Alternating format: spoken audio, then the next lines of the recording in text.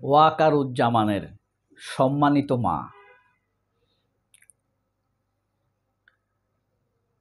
আপনি সম্মানিত নারী। আপনার ছেলে কতটা সম্মানিত, কিভাবে গড়ে তুলেছেন সেটা আপনিই জানেন। অনেক নিরুপায় হয়ে আপনার কাছে কোটি কোটি মানুষের পক্ষ থেকে আমার এই খোলা চিঠি। কিছু বিষয় আপনাকে অবহিত করব, আপনার ছেলে ওয়াকারের ব্যাপারে নালিশ করব। আপনার সম্মানিত পতি একজন জজ ছিলেন, আমরা এটা জানি। অর্থাৎ সেই হিসাবে ওয়াকার বিচারপতির সন্তান। আপনার নাম জানি না, আপনি বেঁচে আছেন কি না তাও জানি না। আপনি যদি বেঁচে না থেকে থাকেন তাহলে আপনার পক্ষ থেকে এই চিঠিটি, খোলা চিঠি, খোলা বক্তব্য সায়মা রাজিয়া জামান এবং সায়রা ইবনে জামান তাদেরকে দিচ্ছি এই খোলা চিঠি। আমার কিছু নালিশ থাকবে সম্মানিত এই মায়ের প্রতি।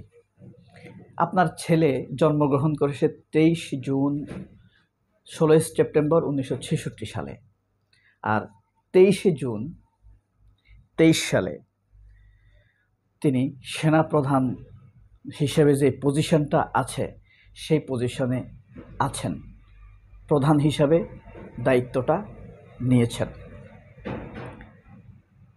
এরপরে দেশ আর ভালো ছিল না, সেই দিক দিয়ে বলাই যায় আপনার ছেলে ওয়াকারুজ্জামান সৌভাগ্যবান নয়। দ্বিতীয়ত,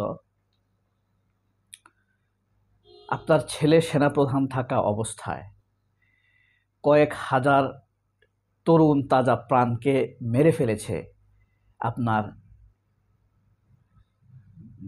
আত্মীয় প্রধানমন্ত্রী শেখ হাসিনার নির্দেশে। সে হত্যা করে পালিয়েছে। আপনার ছেলের উপরে অনেক দায়িত্ব এসে বর্তালো। 23 জুন এই পৃথিবীর বাংলাদেশের ইতিহাসে একটি ঐতিহাসিক দিন। এদিন নবাব সিরাজউদ্দৌলাকে হত্যা করা হয়েছে। এদিন বাংলাদেশের খুনি পার্টি আওয়ামী লীগের পয়দা হয়েছে। এই দিনই ওয়াকারুজ্জামান সেনাপ্রধান পদটি পুরস্কার হিসাবে, আত্মীয় হিসাবে খুনি শেখ হাসিনার হাত থেকে পান। আপনি এই ছেলেটিকে কিভাবে গড়ে তুলেছেন? সে রাষ্ট্রের প্রধান ডক্টর ইউনূসকে সম্মান দিয়ে কথা বলে না, বলে ডক্টর ইউনূস। মাননীয় প্রধান উপদেষ্টা বলে না। এটা তার পেশাদারিত্বের ঘাটতি। আপনার শিক্ষা ভালোভাবে থাকলেও সে পেশাদারিত্বটি শিখেনি। আপনি মুরব্বীকে সম্মান করা অন্তত শিখিয়ে থাকলে সে 84 বছর 85 বছর বয়স্ক একজন বিশ্ববরেণ্য নাগরিক ডক্টর ইউনূসকে সম্মান দিয়ে কথা বলতে পারত। সে সেটা করেনি। 1 নম্বর নালিশ। 2 নম্বর নালিশ, ওয়াকারুজ্জামান জানে বাংলাদেশে কয়েকশো মানুষকে আয়নাগরে বন্দি রেখে তাদেরকে দুনিয়াতেই জাহান্নাম দেখিয়ে দিয়েছে। এখন সেই সকল কসাই জেনারেলদের বিচার হচ্ছে। এই বিচারটি অত্যন্ত প্রয়োজন বাংলাদেশ সেনাবাহিনীর সম্মান রক্ষার্থে। সারা পৃথিবী এই ওয়াকারের নেতৃত্বে এই সেনাবাহিনীকে জেনে গিয়েছে একটি খুনি মার্ডারার বাহিনী হিসাবে। অথচ এই সেনাবাহিনীর ভিতরে মাত্র কয়েকজন মানুষ, কয়েকজন অপরাধী খুনের সাথে, গুমের সাথে, হত্যা, ধর্ষণ, লুটপাটের সাথে জড়িত। তাদের দায়ভার পুরো সেনাবাহিনী নেওয়া উচিত নয়। এই সেনাবাহিনীর সম্মান রক্ষার্থে এদের বিচার করা উচিত। কিন্তু আপনার ছেলে স্ব উদ্যোগে তাদের বিচার তো করেইনি। সরকার যখন প্রস্তুতি নিয়েছে তখন তাদেরকে নিজের হাতে নিয়ে এই অপরাধীদের নেতৃত্ব নিয়েছে। অর্থাৎ সকল অপরাধীদের নেতা হয়ে গিয়েছে আপনার ছেলে। আপনার যদি সুযোগ থাকে, অথবা আপনার দৌহিত্রা, 2 দৌহিত্রার কাছে আমার এই নালিশ থাকলো, তারা কি, আপনি কি নিবৃত্ত করতে পারবেন ওয়াকারের এই কাজ থেকে? এই দেশের সম্মান রক্ষার্থে, এই দেশের মানুষের সাংবিধানিক অধিকার রক্ষার্থে, আইনকে সম্মান দেখানোর জন্য ওয়াকারকে কি আপনারা উদ্বুদ্ধ করতে পারেন? কারণ ওয়াকার একবার বলেছে, I don't care the people of Bangladesh. সেই দেশের মানুষকে কেয়ার করে না। অথচ দেখেন তার গায়ের পোশাক, তার গাড়ি, আপনাকে যদি পান সুপারি কিনে দেয় মা হিসাবে, অথবা অন্য কোনো খাবার কিনে দেয়, সেই টাকাও আমাদের। অথবা তার সন্তানেরা, যাদের কাছে আমি কেয়ার অফ এই চিঠিটি দিচ্ছি প্রযত্নে, তাদের খরচ, পোশাক আশাক, পড়াশোনা, সব কিছু খরচের টাকা এই জনগণের। তার সুন্দর ফ্ল্যাট, এসি রুম, গাড়ি বাড়ি, সব কিছু টাকা আমরা দিচ্ছি।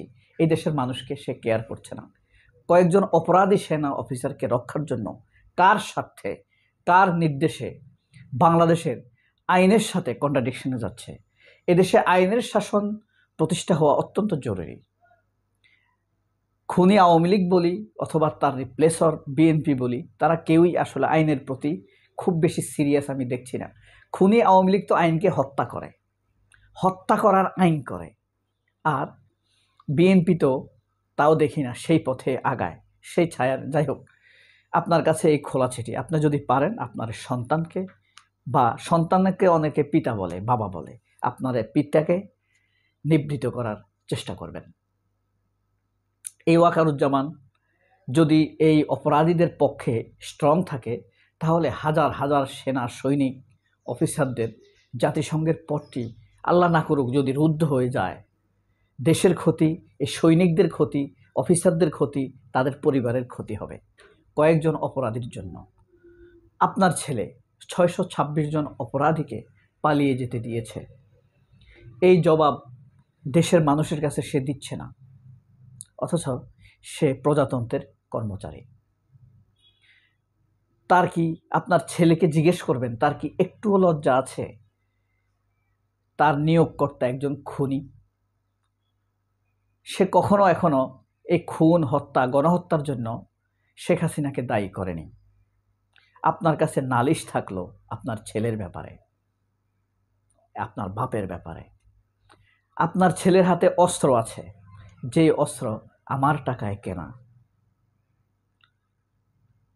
আমি নিরস্ত্র, কিন্তু আমার কাছে আছে ক্ষোভ আল গালির অস্ত্র, যা মানুষের কষ্ট দিয়ে যাচ্ছে না। কোটি কোটি মানুষের কষ্ট আছে, বদদোয়া আছে। একযোগে যদি ওয়াকারুজ্জামানকে বদদোয়া দেয়া শুরু করে, তাহলে ওয়াকারুজ্জামানের বংশ নির্বংশ হয়ে যাবে, ধ্বংস হয়ে যাবে। Because walker is not now an walker. তার আগা থেকে গোড়া, রক্ত থেকে পশম, সব কিছু এই দেশের মানুষের অনুদান। এই দেশের মানুষের সাথে সে বেইমানি করতে পারে না। আমার এই খোলা চিঠি আপনার কাছে যাবে কিনা জানি না। নিরুপায় হয়ে কোটি কোটি মানুষের পক্ষ থেকে এই চিঠি দেয়া হচ্ছে। আপনার সম্ভব হলে তাকে থামাবেন। তার বয়স এখন 59। এই বয়সে কেউ নতুন করে দেশপ্রেমিক ছবক নেয় কিনা জানি না, তবে মা হিসাবে কোনো মিরাকল ঘটলেও ঘটে যেতে পারে। আপনাকে কি নালিশ দিয়ে শেষ নালিশটা করব? আপনার ছেলে একজন দেশদ্রোহী, আপনার ছেলে খুনিদের পক্ষ নিয়েছে। আপনার ছেলেকে জিজ্ঞেস করবেন এই দেশের জন্য 40 বছরের সামরিক জীবনে সে কি অবদান রেখেছে। সে কোনো অবদান রাখার জবাব দিতে পারবে না। বাংলাদেশের জন্য সে কোনো অবদান রাখেনি। আর তবে সে কি যোগ্যতা অর্জন করেছে? তার একমাত্র যোগ্যতা, সে আমাকে, আমার মতো মানুষকে হত্যা করতে পারে, খুন করতে পারে, এবং যে অস্ত্র দিয়ে হত্যা করবে, যে কৌশলে হত্যা করবে, সেই অস্ত্র আমার টাকায় কেনা। এ হলো শেষ নালিশ। আশা করি আপনার ছেলেকে ক্ষমা চাইতে উদ্বুদ্ধ করবেন, পারলে দেশপ্রেমের দিকে ধাবিত হতে উদ্বুদ্ধ করবেন। তাও না পারলে অন্যায় করা থেকে নিবৃত রাখতে উদ্বুদ্ধ করবেন, দেশের যেন ক্ষতি তার দ্বারা না হয়।